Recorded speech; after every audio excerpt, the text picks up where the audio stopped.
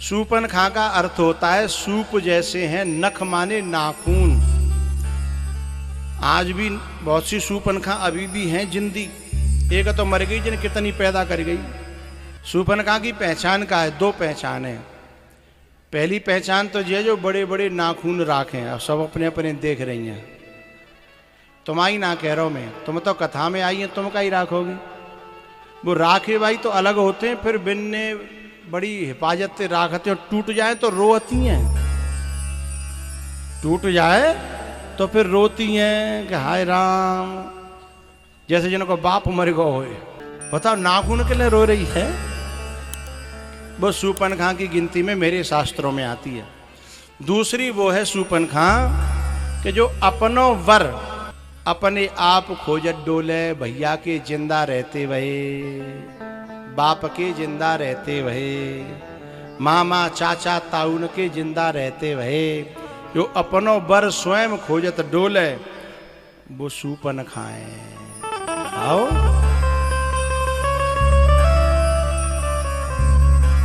जो मेरे देश की जो सुलक्षणी नारियां हैं, कौशल्या जैसी, सुमित्रा जैसी, अनसुईया जैसी, वे तो उनको बाप नहीं हो ताऊ यूं कहते, चाचा जाने ताऊ जाने।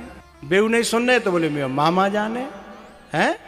लेकिन वो अपने जीवन का निर्णय खुद नहीं करती, क्योंकि वो जानती है मेरी उम्र कच्ची है, हैं? अभी मेरे में इतनी समझ नहीं है, और मेरे बड़े बूढ़े जो निर्णय करेंगे वो मेरे लिए उचित होगा। जो इस बात को जानती है वो समझदार बच्ची है। जिसने अपने माँ बाप की इज्जत को हमेशा बचा के रखा है वो समझदार है, प्रणम्य है, और ऐसी कन्या के ही पांव पूजने का धर्म है। कभी कभी ये बच्चियां जो है ना गलती करती हैं, अपने आप अपना निर्णय करती हैं और फिर माँ बाप को मजबूर करती हैं कि आ जाओ शादी में और मैं पांव पूजो। उसके पांव पूजना अटपटा सा लगता है। मैंने पहले भी एक आध बार कहा है, फिर कह रहा हूं, कच्ची उम्र में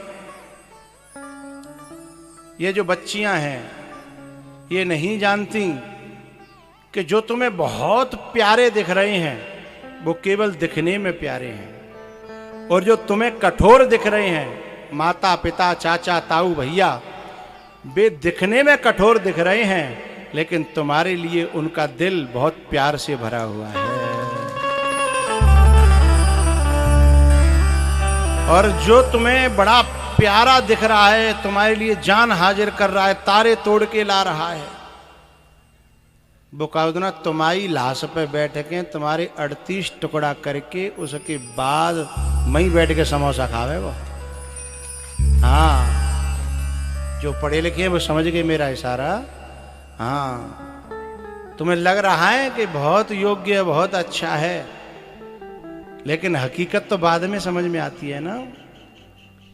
सोनो कसेंते, सोनो कसेंते और इंसान बसेंते। सोने की परीक्षा होती है, घिस के देखा जाता है, कस के, ओरिजिनल है कि नकली। और इंसान के पास में संबंध जुड़ने के बाद जब बरतते हैं ना, तब समझ में आता है कैसा है? दूर के तो पहाड़ों बड़े अच्छे लगते हैं। तो मेरी नई नई जो बच्चियां हैं, मेरी बेटियां हैं, उनसे मेरी प्रार्थना है, तुम्हारे बाप दादाओं के बड़े अनुभव हैं, वे समझते हैं, वे जानते हैं, और मैं तुम्हें 1 लाख ऐसे रिश्ते दिखा सकता हूं जो अपने आप करे गए वे 1 साल ना चले, और तुम्हारे बाप दादन के रिश्ते अब तक चल रहे हैं और हकीकत आखिर तक चलेंगे, मैं दिखा सकता हूं।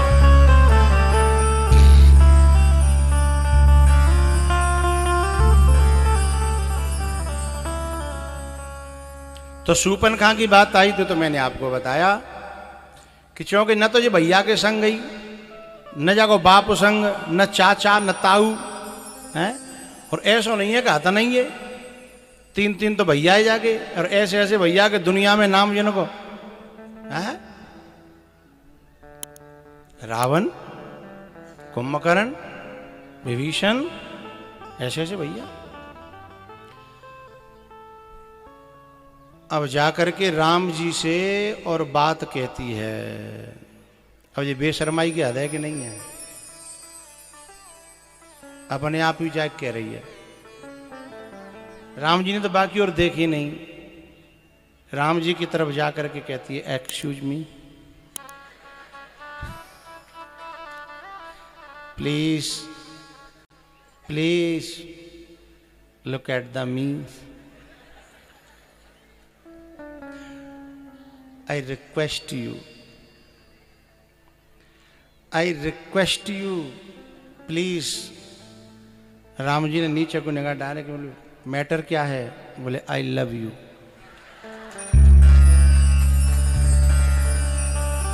राम जी ने अपना माथा ठोक्यो, बोले जान न पहचान मैं तेरा है?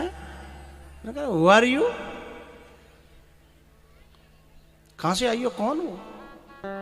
मैं तुम्हें जानता तक नहीं है। सीधे सीधे ऑफर, इतना बड़ा है?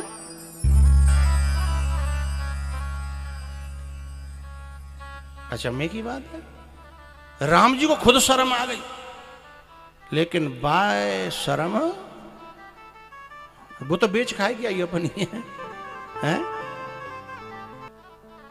राम जी ने कहा, सीतय चितय कही ते बात, सीतय चितय कही ते बात। उसकी एज को देख करके राम जी ने अनुमान लगाया था कि ये मुझे अनमैरिड मालूम नहीं पड़ रही। एज को देखते हुए उन्होंने कहा ये अनमैरिड नहीं है। राम जी ने जिज्ञासा की कि क्यों, पहली बार हमसे ही मुलाकात हो रही है कि कहीं? बोले नहीं नहीं, बस बस और कहीं नहीं। क्या कहती है कि मैंने पूरी दुनिया खोजी। अब बेशर्माई की हद है, यूं कह रही है मैंने पूरी दुनिया, जब मतलब जब तो जन्म भर ढूंढ रही है हैं?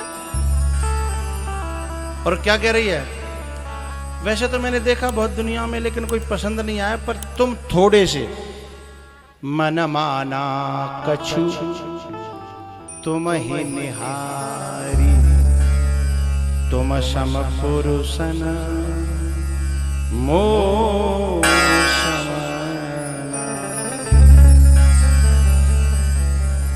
क्या कहती है बताए? Mister Ram, you are Mr. India and I am Miss World. You are only Mr. India. I am Miss World. बड़े बूढ़े नहीं समझ पा रहे होंगे। बड़े बूढ़े जन के हिंदी कर, भाई तुम कर दियो हिंदी आओ। हाँ, ना ज्यादा हिंदी करे वो ठीक है ना है। चूंकि लंका वारे के पास ये कथा चली गई तो जो कि अच्छा हमारी सिस्टर की इतनी बेइज्जती है।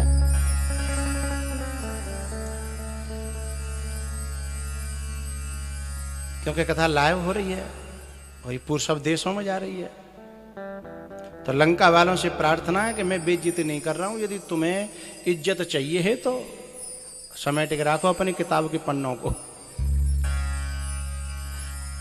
किताब के पन्ने उड़ेंगे तो फटेंगे और बंधे रहेंगे है तो किताब बनी रहेगी है, उसका सम्मान होगा। ये बच्चियां हमारे परिवार के किताब के पन्ने हैं, और ऐसी वैसी किताब नहीं जिस किताब की पूजा होती है, धर्म ग्रंथ। इसीलिए हमारे यहाँ कन्यादान में कन्या की क्या होती है? पूजा, पांव पूजे जाते हैं, है ना। लेकिन वह किताब में ते पन्ना फटो फटो ओढ़े ओढ़े फिर रहो है, फिर पूजा नहीं होगी। फिर बापे भले ही चाट पकौड़ी भले ही खा ले जाए, वह पन्ना पे धर के चाट पकौड़ी भरी खा जाए, बाकी बात नाली में समझ गए होंगे मेरी बात।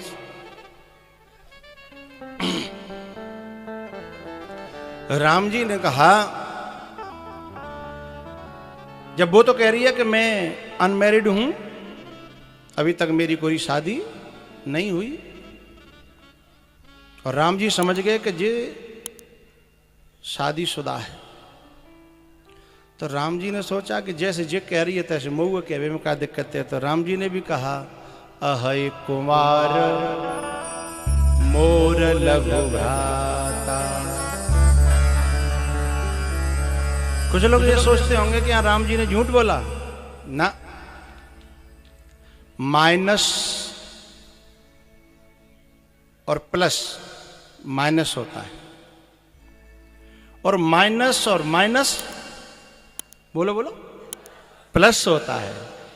झूठा के साथ में झूठ बोलना सत्य होता है, झूठ नहीं होता है। झूठ बोल रही है ना उसकी, इसको हमारी अंग्रेजी में कहेंगे टिट फॉर, और संस्कृत में कहेंगे शठे साठ्यम समाचरित, और हिंदी में कहेंगे जैसे को तैसा। और हमारे सुभाष चंद्र बोस जी जो थे नेताजी, उनकी भाषा में कहेंगे ईंट का जवाब पत्थर से। अहै कुमार मोर लघु भ्राता, सीतै चितै कही तेह बाता।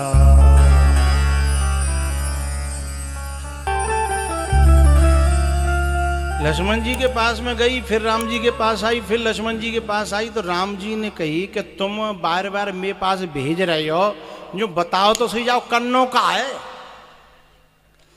राम जी तो यूं कह रहे जी नकटी है, कोई ध्यान ना देनो, अपने आप 2-4 बिट डोलेगी चली जाएगी। अच्छा, राम जी तो कह रहे कि नकटी है पहले से ही। लक्ष्मण जी ने समझी कि नकटी कब है। वो थोड़ा एडवांस सुनते हैं, एडवांस है। बोले जामे तो हम पहले से ही तैयार रहते हैं, लक्ष्मण जी तो तैयार रहता है, ने का आज्ञा मिले। अच्छा, राम जी ने तो नाक तक को इशारो करियो, बिना तो संग में कान और ले ले हैं। क्रोधित होती हुई खरदूषण को मरवाती वही लंका पहुंची। लंका में जो चौकीदार हथकाओ बाने दूर ते ही देखी को भैया जिकायर हो। ओ हो, सीधा रावण के पास में पहुंचो। महाराज महाराज महाराज। बोले क्या हुआ? ऐसा तू तो चिल्ला रहा, कोई तूफान आ रहा। बोले तूफान ही समझो, ऐसा तगड़ो तूफान हुआ कि पतो ना है लंका बचे बचे। क्योंकि जिसके घर की आबरू कट के आ रही हो उसका खून तो खोलेगा ही। तो फिर घर बचे बचे तूफान है। अरे बोले ऐसा कैसा तूफान है कि मेरी लंका को उड़ा दे? बोले हाँ बहुत तगड़ा तूफान है। बोले नहीं ये पहेलियां मत बजाओ, सीधे सीधे बोलो। बोले महाराज सीधे तो नहीं बोल पाऊंगा, मन ही मन में सोच रहा हूँ हवाले में कहूँ कि नकटी आ रही है तेरी बहन है, तो बाकी नाक तो कटी सो कटी, मेरी तो नारी कटेगी। चूंकि राजा जोगी अग्नि जल इनकी उल्टी। बोले मैं डायरेक्ट नहीं कह पाऊंगा अपने मुख से, समझ लो मेरे इशारे। बोले बताओ। बोले जो समझ लो कि तुम्हारी बहन जी आ रही हैं। तो बोले बहन जी तो हमारी आती जाती रहती हैं। बोले ना अब के जो मॉडल चेंज है। बोले मॉडल चेंज है? बोले ये पहेलियां क्यों बुझा रहे हो भाई? बोले नहीं डायरेक्ट नहीं कह पाऊंगा, मेरी मजबूरी है, मुझे जिंदगी प्यारी है, मेरे बालक बच्चे हैं। लास्ट बात कह रहा हूं। बोले तुम्हारी बहन जी के जितने भी सोने चांदी के आभूषण है वे डिबिया में हमेशा हमेशा के लिए बंद है गए। अरे वो डिबिया में धरे के लॉकर में धरे के बैंक में धरे के वो पहरे वह काले न देनो। बोले अब नहीं समझे तुम, वैसे ही तुम्हारी 10 गो पड़ी हैं और समझ में ना आ रही नेक्स्ट सी बात। लास्ट बात कह रहा हूं, समझो तो समझ लियो। बोले अब तुम्हारी बहन जी को जिंदगी में कभी जुकाम होगा ही नहीं। जुकाम होता है नाक में, और नाक तो इतनी देर हम बहन जी आ गई।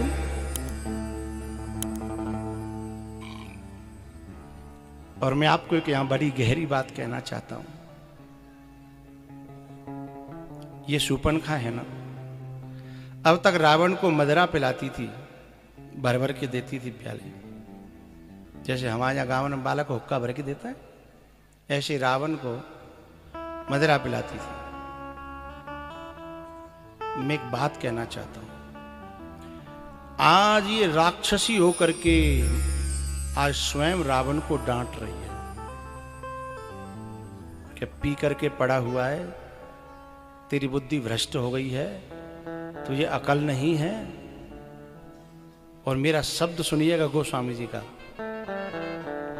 कर सिपान सोबस दिन राती। डांट रही है पिलाने वाली एक राक्षसी होके। मैं बाद में बताऊंगा कि ऐसा क्यों हुआ।